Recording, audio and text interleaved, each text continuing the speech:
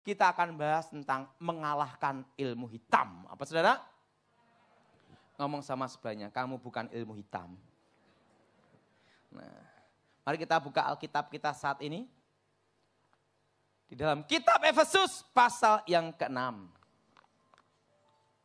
Kitab Efesus pasal yang ke-6 ayat 12 sampai dengan 17. Kitab Efesus pasal yang ke-6 ayat 12 sampai dengan 17. Saudara yang ganjil saya yang genap. Kitab Efesus pasal 6 ayat 12 sampai dengan 17. Karena perjuangan kita bukanlah melawan darah dan daging, tetapi melawan pemerintah-pemerintah, melawan penguasa-penguasa, melawan penghulu-penghulu yang gelap ini, melawan roh-roh jahat di udara.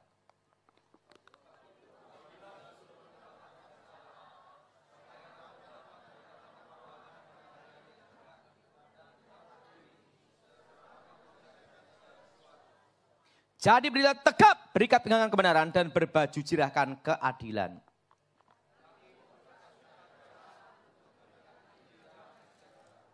Dalam segala keadaan bergunalah perisai iman. Sebab dengan perisai itu kau dapat memadamkan semua panah api dari si jahat.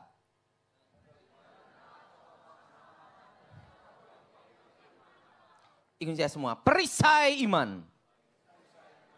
Sebelum saya bertobat, saya diajar ilmu hitam dari nenek saya. Di situ saya mempraktekkan semua kekuatan hitam. Dan secara otomatis tahu rahasia titik kelemahannya. Semua ilmu hitam itu menggunakan kekuatan dunia arwah. Dan bermain di alam bawah sadar. Apa saudara? Alam sadar manusia itu 20%. Alam bawah sadar itu 80%. Makanya ada memori-memori kita zaman dahulu bisa teringat dan terngiang kembali. Kenapa? Karena alam bawah sadar manusia itu 80%.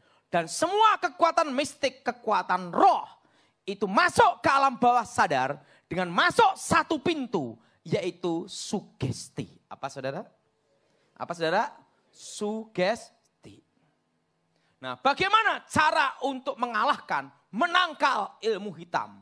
Yang pertama, ikuti saya semua. Yang pertama, jangan meyakini, mempercayai mimpi yang berhubungan dengan arwah orang mati yang menentukan nasib, takdir, kematian. Pada waktu ilmu hitam itu dikirim, akan menyamar menjadi orang yang terdekat yang sudah mati. Contohnya jadi ayahnya. Daripada kamu susah di sini, ikut saya lebih bahagia. Dia bangun tidur, yakin arwah ayahnya. Maksimal 40 hari pasti mati. Pada waktu percaya itulah makan nyawanya. Dan semua ilmu hitam kalau dikirim pasti ada tanda bunyinya. Kalau bunyinya di atap rumah, buar, itu adalah ilmu untuk membunuh atau bikin orang jatuh sakit parah. Tapi tidak ada bendanya. Kalau bunyinya seperti pasir yang menyebar. Sekitar pintu depan, pintu belakang atau jendela. Itu jenis ilmu hitam untuk mateni sandang pangan. Bikin bangkrut, bikin sial, atau memecah rumah tangga supaya cerai. Atau untuk bikin orang jadi perawan tua, perjaka tua, expired kadaluarso. Nah, itu kalau yang pasir menyebar. Kalau sreng dor itu mercon. Begitu ada bunyi dor ledakan, pasti akan ada menyamar menjadi orang yang sudah mati. Itu pasti. Kok bisa tahu Pak Daud? Kan dulu praktek. Bagaimana cara masuknya? Melalui sugesti seseorang. Jelas? Jelas? Melalui sugesti. Begitu percaya, langsung hantam. Langsung. Atau mimpi rambut rontok, mandi telanjang. Atau buang air besar, tidak habis-habisnya. Wah, bangkrut. Pada waktu dia yakin, itu tanda nasibnya dia. Baru ilmu hitam itu bekerja, mati sandang pangan, bangkrut. Tapi kalau dia tidak percaya, itu tanda nasibnya dia lolos. Dan kalau dia tidak percaya, itu arwah orang mati lolos. Suatu pemahaman yang salah tentang arwah orang mati itu berbahaya. Kalau kita mati dalam Tuhan, detik itu juga kita ada di Firdaus untuk menunggu hari pembagian mahkota, memerintah bersama Tuhan. Amin. Yang tidak dalam Tuhan atau mati bunuh diri, itu langsung ke dunia arwah, dunia orang mati, terpisah di antara orang hidup untuk menunggu hari penghakiman. Jadi tidak ada 40 harian, 7 harian, 1000 harian, jalan-jalan cari mie ayam, siomay, bakpao. Justru yang mempercayai 7 harian, itu yang paling berbahaya. Terkena ilmu hitam. Suami kena ilmu hitam, mati. Ilmu hitam itu masih ada di badan suaminya. Pasti ilmu hitam itu akan menyamar menjadi suaminya yang sudah mati. Mami dari susah di sini ikut saya. Dia bangun, yakin arwah suaminya. Tidak lama pasti mati. Tapi kalau dia tidak percaya, itu arwah mereka lolos. Jelas? Jelas? Jadi bagaimana cara mengalahkan ilmu hitam? Jangan mempercayai mimpi yang berhubungan dengan arwah orang mati. Kalau memang ada mimpi yang dari Tuhan, kalau mimpi dari Tuhan ya dan amin dan pasti terjadi sesuai firman Tuhan dan tidak ada hubungan dengan arwah orang mati. Pak, kalau saya mimpi kadang ingat lupa, mimpi lagi, ingat lagi, mimpi lupa lagi. Itu mimpi apa Pak? Tanda kecapean. Suruh istirahat. Jelas? Jelas? Atau mimpi gigi tanggal 1. Wah mati.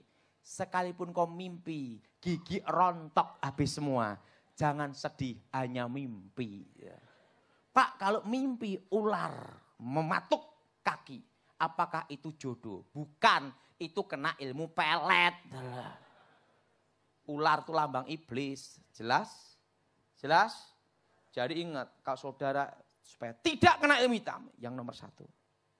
Jangan mempercayai mimpi yang berhubungan dengan arwah. Dan yang kedua, ketakutan. Ini semua, ketakutan. Semua kekuatan mistik, kekuatan roh menggunakan sisi ketakutan manusia untuk diubah menjadi energi. Namanya energi negatif. Untuk diubah menjadi penglihatan. Benteng pertahanan. Masuk alam bawah sadar. Atau kekuatan menyerang. Makanya orang yang takut setan pasti ketemu setan. Dari energi ketakutannya diubah menjadi penglihatan. Makanya penampakan setan di seluruh dunia menggunakan sisi ketakutan, legenda, mitos, budaya, kepercayaan setempat. Nah, wujud setan yang asli sampai detik ini tetap malaikat, malaikat kegelapan. Tetapi dalam penampakannya menggunakan sisi ketakutan untuk diserap energi, untuk diubah menjadi penglihatan. Makanya penampakan setan tergantung kepercayaan setempat. Jelas? Jelas? Nah, misalnya di pinggir jalan dipercaya ada kepala terbang. Orang takut lewat situ. Lari. Makanya orang yang takut setan pasti ketemu. Karena dari energi ketakutannya diubah menjadi penglihatan. Nah, wujud setan asli gimana? Tetap malaikat kegelapan. Jelas? Tapi penampakannya mengambil sisi energi ini. Nah, udah takut setan, mau ke toilet selalu nyanyinya gini. Oh Tuhan, pimpinlah jalanku. Ku tak berani jalan sendiri. Setan lihat, memang Tuhan pimpin kamu. Tapi aku ingin tengok kamu. Makanya orang yang takut setan pasti ketemu. Ngomong sama sebelahnya, kamu bukan setan. Tapi orang yang berani sama setan, mana setannya? Saya tunggu di sini. Sekalipun puluhan tahun di rumah angker pun, dia tidak lihat setan. Kenapa? Tidak ada energi yang bisa dirubah. Jelas? Sehebat-hebatnya pusaka apapun juga. Kalau yang memegang tidak percaya, maka kekuatan pusaka itu tidak berfungsi. Karena tidak ada energi yang bisa dirubah. Kita tahu pusaka-pusaka tanah Jawa dipuja-puja, disembah-sembah. Yang langkai pusaka itu bisa mutah darah stroke. Belanda tidak percaya pusaka Tuah dan Yoni. Sama Belanda disita, dibawa ke negara Belanda. Diputer-puter, dibanting untuk mainan arkeologi. Banyak pusaka-pusaka tanah Jawa di Belanda, betul? Kenapa Belanda tidak kena Tuah, Yoni, pusaka? Ingat, karena yang memegang tidak percaya. Ini kuncinya. Semua ilmu gaib itu kelemahannya adalah pada waktu tidak dipercayai. Jelas? Jelas? Kita tahu Pangeran Diponegoro terkenal sakti mandraguna, gawat kaliwat lewat. Udah gawat lewat lagi. Terkenal dengan ilmu panglimunan, ilmu menghilang. Dan dengan ilmu kebal, aji lembu sekilan. Waktu antek-antek company, orang-orang Jawa yang berpihak kepada company, kepada Belanda, mereka percaya hal gaib dan mitos mistik. Pada waktu nangkep Diponegoro, ting, menghilang. Tembak. Ingat, berapa kali Diponegoro disergap, hilang terus. Betul? Belanda tidak percaya ilmu menghilang. Belanda lebih percaya pistol. Sama Belanda dijebak dalam perjanjian. Ditangkap sama Belanda, tidak bisa menghilang. Ditahan puluhan tahun sampai meninggal. Kenapa tidak bisa menghilang? Karena yang menangkap tidak percaya. Tidak ada energi yang bisa diserap untuk dirubah. Jelas? Makanya dukun-dukun zaman Belanda ditembak, yang nembak siapa? Antek company, orang Jawa yang berpihak kepada Belanda. Mereka percaya gaib dan mitos, maka energinya bisa diserap. Tembak, jedor, tidak mempan. Begitu Belandanya sendiri yang tidak percaya, jedor, mati. Makanya banyak dukun-dukun di zaman Belanda mati semua. Kenapa? Karena yang nembak tidak percaya. Makanya demonstrasi kebal harus sama-sama sugesti. Makanya selalu di tempat umum. Supaya apa? Orang yang percaya sugesti ini diserap energinya. Jadi benteng pertahanan. Coba kalau anak kecil yang nusuk, yang tidak percaya. Cep, mati dah. Jelas?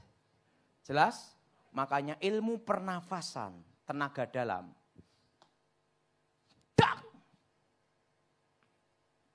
Pasti jatuh. Yang jatuh itu karena apa? Sugesti dan percaya. Coba berhadapan dengan orang yang tidak percaya. Sededak, jengkrit sendiri dah. Kenapa? Tidak ada energi yang bisa diserap. Makanya semua ilmu mistik itu kelemahannya adalah pada waktu tidak dipercayai. Jelas? Jelas? Nah, guru saya waktu itu ngajarkan saya. Kenapa kamu saya latih bela diri? Insting, skill, kemampuan semua diajarkan. Karena setan pada waktu diperlukan pamit. Goodbye. Itu yang sering terjadi. Pada waktu latihan, tembak enggak apa-apa, bacok enggak apa-apa. Nah, pada waktu yang sebenarnya setannya jaga capek juga. Lari, mati kamu. Makanya guru saya ngomong, harus ada alternatif yang kedua. Kamu tidak boleh mengandalkan kekuatan mistik nomor 1. Tapi harus punya skill dan kemampuan. Kenapa? Justru waktu diperlukan, setan itu permisi. Beda dengan Tuhan. Waktu kita perlukan, dia ada. Makanya banyak sekali toh yang sok-sok jago pakai ilmu mistik-mistik, waktu di medan tempur mati, betul? Karena apa? Setannya pamit. Itu yang sebenarnya. Jelas? Jelas? Nah, makanya dulu sebelum saya bertobat diajar teknik koprol, teknik menyusup, teknik lompatan itu. Saya ngapa guru? Karena ingat, kamu mengandalkan ilmu menghilang. Tapi ada waktunya, waktu diperlukan, ilmu itu tidak berfungsi. Harus ada alternatif yang kedua. Oh gitu, makanya saya dulu diajar. Cara nyusup, cara masuk, cara apa diajar semua. Kenapa? Jaga-jaga ilmunya tidak berfungsi. Nah, laki-laki, wanita, cuek, galak, tidak bisa dihipnotis dan digendam. Orang kalau gendam, pasti tepuk sebelah sini.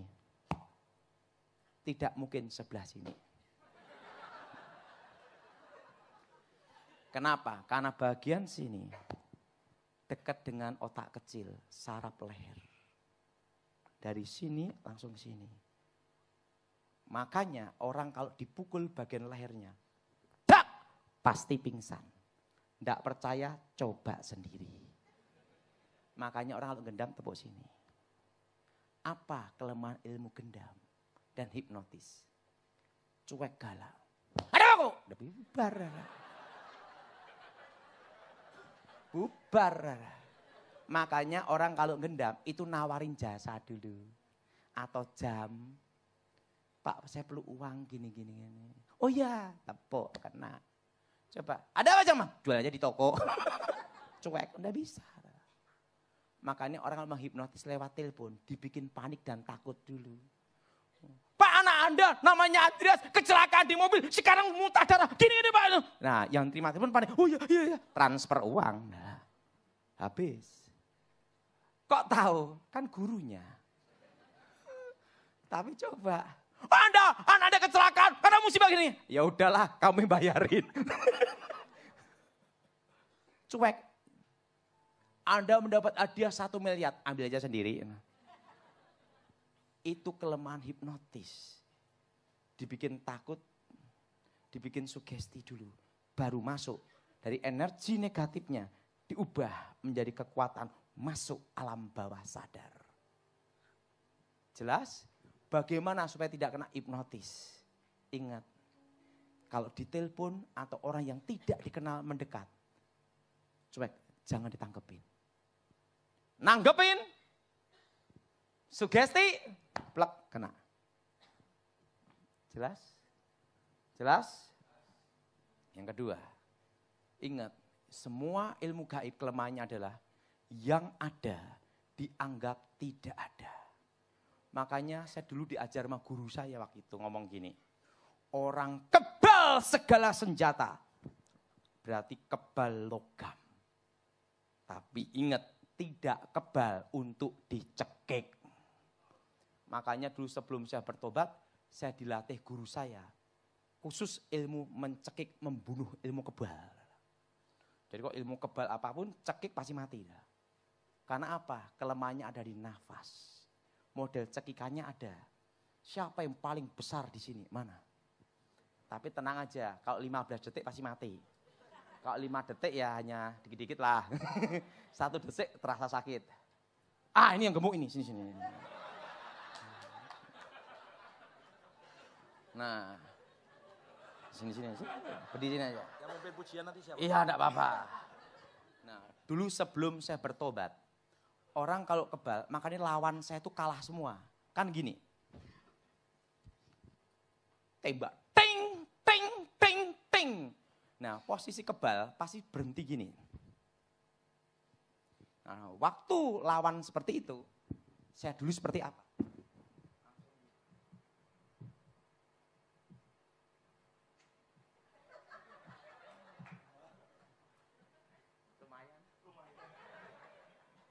Enggak apa-apa, baru 1 deh.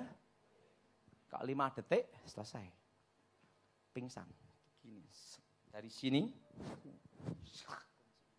Makanya lawan saya dulu KO semua. Kenapa? Mereka mengandalkan mistik. Percaya diri kebal. Saya langsung siap. Langsung kunci leher. Selesai. Selama saya belum bertobat, saya lewati ratusan pertarungan. Semua KO. Tapi kalah sama pendeta gemuk. Itu.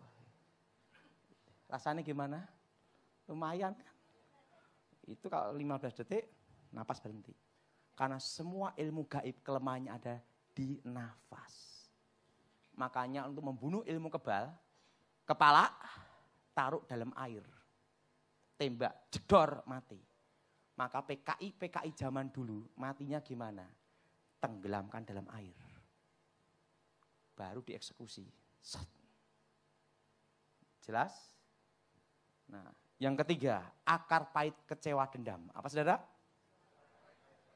Nah, semua unsur gaib kekuatan mistik itu bermain di satu unsur.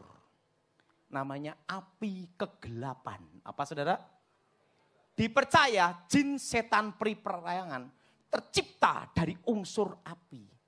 Maka neraka itu full api, bukan full AC. Tapi ingat, Tuhan tidak pernah menciptakan setan. Karena segala awal yang diciptakan Tuhan itu baik. Tuhan menciptakan malaikat, sepertiga malaikat jatuh dalam dosa, jadilah setan. Nah, kalau kita kecewa akar pahit dendam, hati itu kan panas. Itu adalah satu unsur dengan api kegelapan.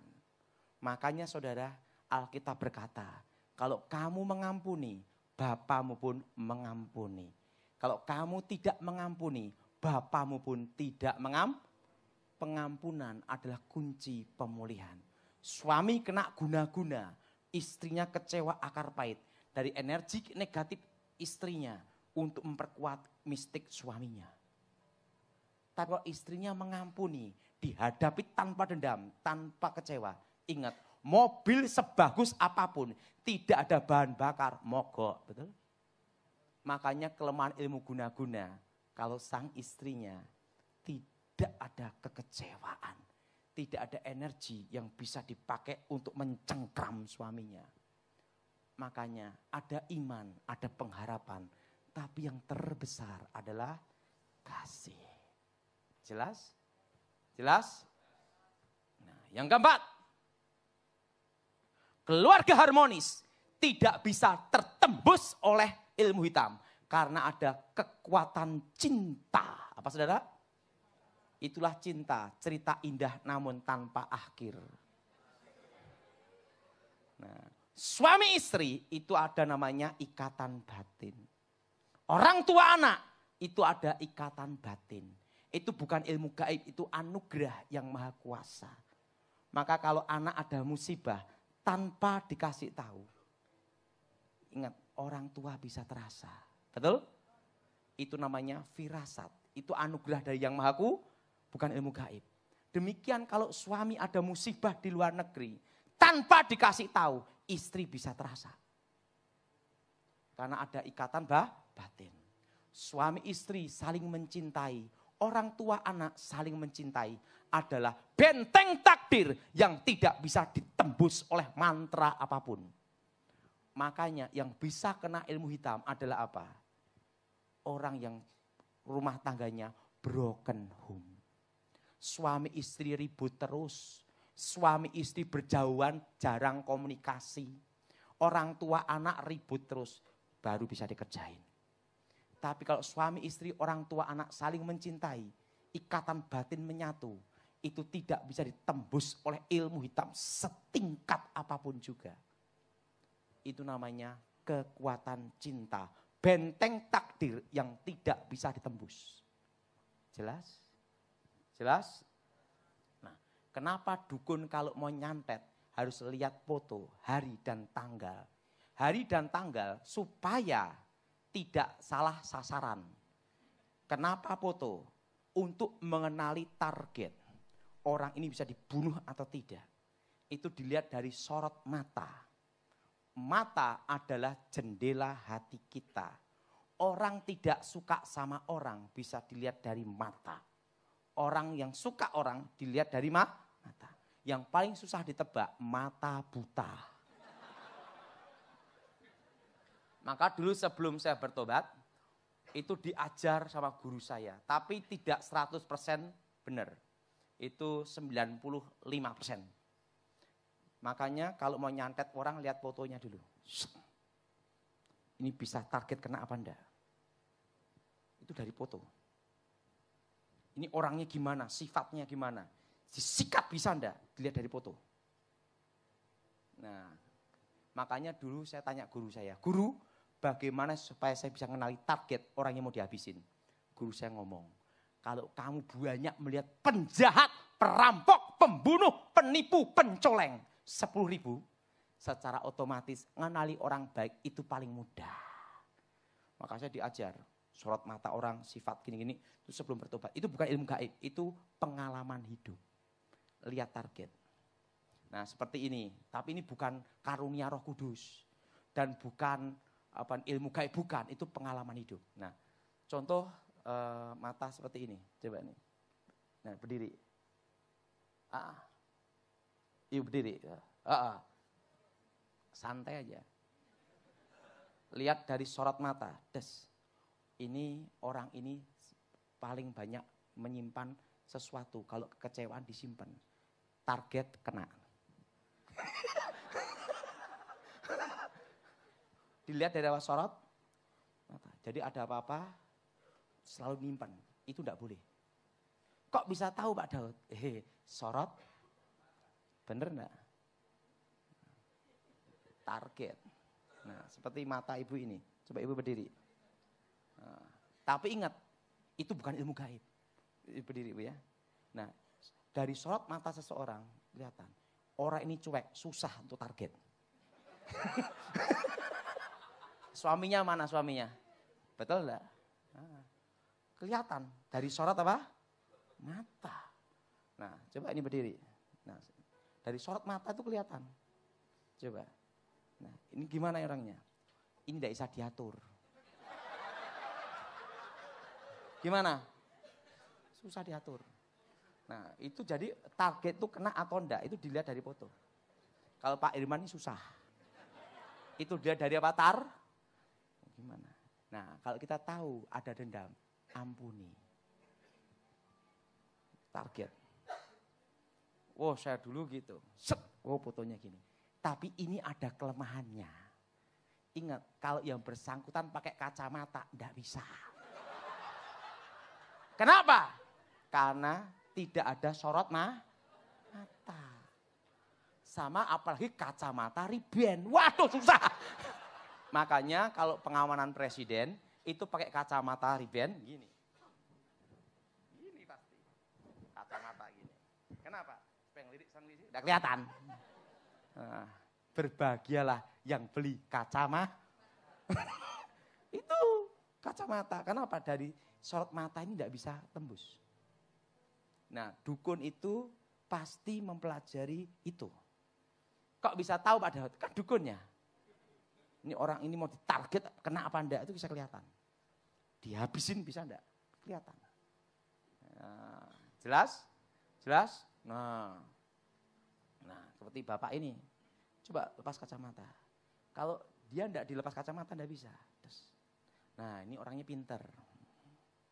Nah, tapi orang yang enggak mau ribut. Ya udah gitu. Gimana Pak? Target susah. Karena apa? Orangnya pakai ini logika, bukan pakai ini. Susah.